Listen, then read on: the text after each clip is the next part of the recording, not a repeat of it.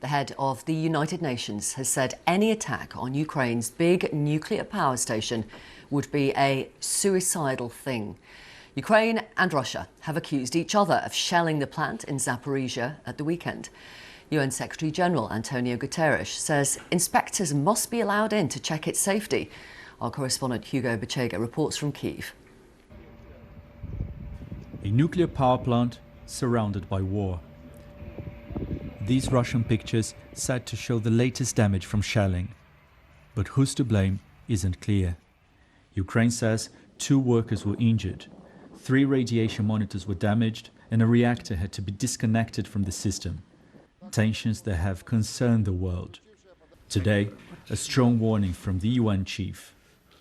Any attack to a nuclear plant is a suicidal thing, and I hope that those attacks will end. President Zelensky was adamant that the Russians were behind the attacks. There is no such nation in the world that can feel safe when a terrorist state fires at a nuclear plant.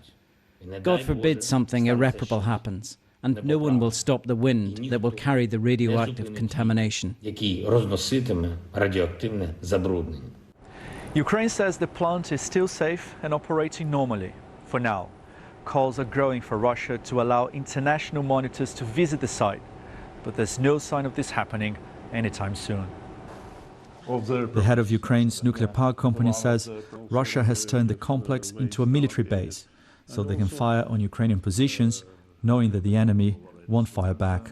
This is Ukrainian plant, and there is a Ukrainian people, so we are not going to kill our people, our staff, and damage our infrastructure. So they're using it as a shield? Like a shield, yes. Elsewhere, there was some positive news today. This is the first ship loaded with Ukrainian grain to arrive at its final destination in Turkey. And this morning, 2 more ships left Ukraine, and a 3rd port was opened for exports. Signs that an ambitious multinational deal is going to plan. A rare diplomatic breakthrough in this conflict. Hugo Bachega, BBC News, Kyiv.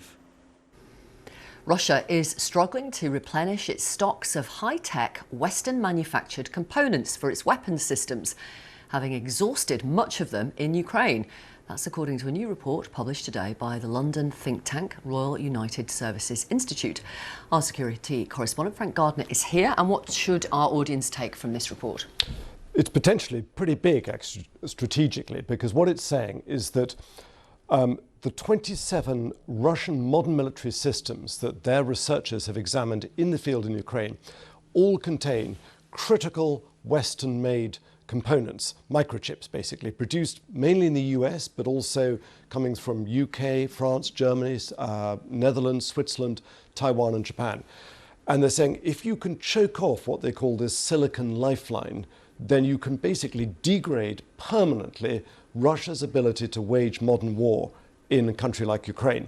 So they wouldn't only just affect the war in Ukraine, it would stop them being able to fire cruise missiles with accuracy, for example, but it would also be enormous relief to countries like Estonia, Georgia, Moldova that fear they're next in line for Putin's kind of aggressive strategies.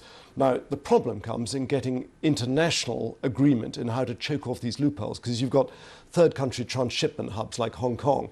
How do you, for example, persuade a country like India that imports nearly half its defense needs from Russia to comply with this if it's going to undermine its own security? So it's a challenge, but they're saying this is an opportunity for the West to do this, and you stop Russia being able to wage modern warfare.